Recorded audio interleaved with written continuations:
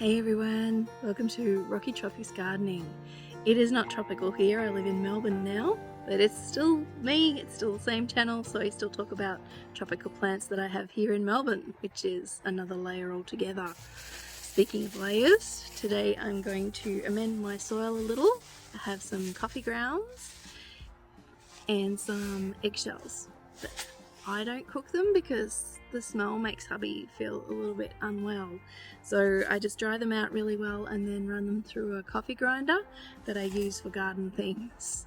It's not often used for coffee, if at all. These are great for garden beds that are going to have chili peppers or chilies and tomatoes in them. So I'm going to amend now because sometimes it takes, if you grind it finely, it'll get into the soil faster, but sometimes it takes about a year for the calcium from the eggshells to get into the soil from here. So we're going to amend in winter, ready for summer. I've decided this is going to be a leafy green kind of bed, so they will be welcome there.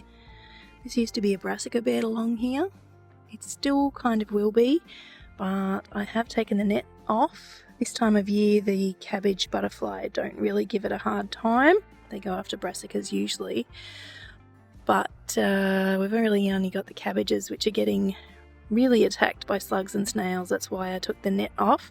If you saw my last video here on this channel, to give the birds a good go at the slugs and snails, which I have actually noticed they've been in the garden beds eating things, so I hope that's what they're eating. Some of my beds are dedicated to certain things, but you need a lot of beds to have dedicated spaces for things. I don't mind swapping my plants around because it's probably good for the soil and good for the plants to swap them around to different spaces here and there. A lot of people disagree. They say if you really look after your soil well, it doesn't really matter what you plant in it, which I think is true to a certain degree. I don't mind, but I just swap things around, just keep it interesting really. And yeah, it makes sense. If you have the same thing in the same soil all the time, it's going to exhaust those nutrients that it needs more than others much faster. So it's just a practical kind of thing, and it's less work for you, I guess. You don't have to work out exactly what's missing, you just fertilise everything a lot all the time. Going to pick our winter zucchini. I'm not sure if it's going to get much better.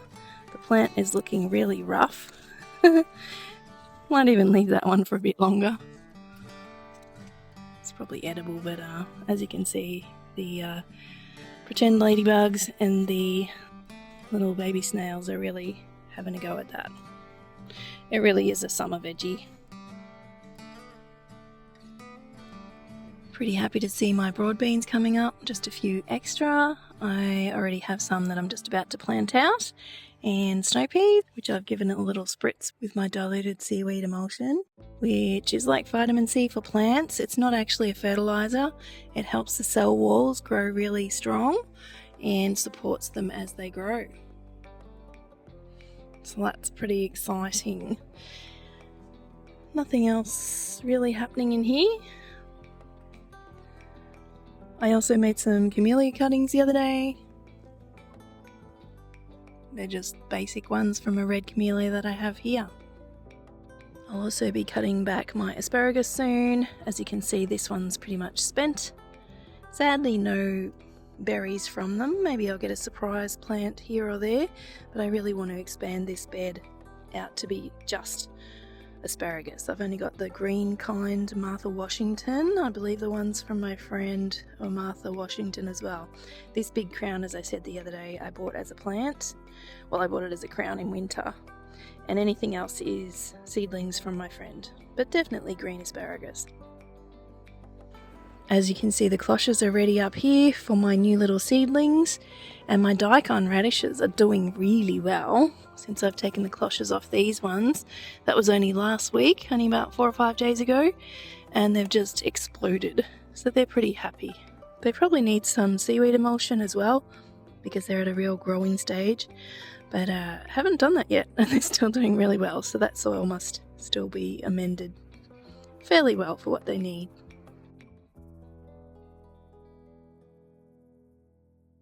Changed my mind yet again about our tomatoes. So they are going to go in a, whoops, they're going to be put in a yet to be erected trellis.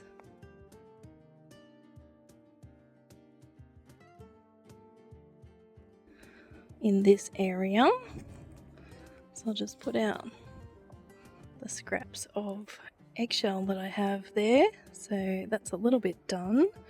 And pretty much everything that I grow loves acidic soil.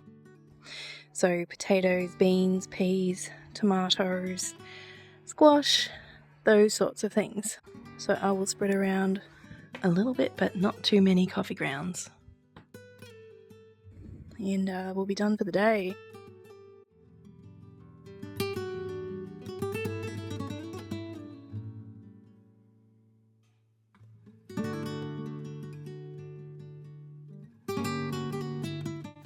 Little and often is probably best with these sorts of amendments. That's probably a bit much. I'll spread that out. It's always good to water in things like this, so I'll give this a good water once I'm done here.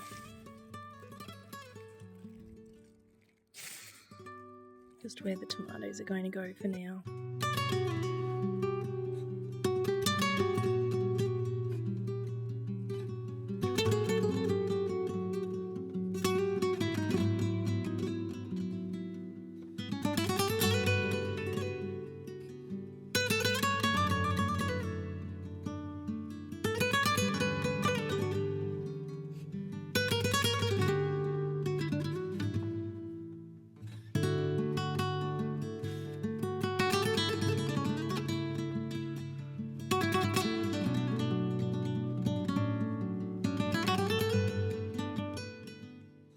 I'm doing a whole lot of planting on my other channel, Reverse Homesteading, at the moment, with some more winter veggies, including these lovely little lupini beans that I've grown from seed.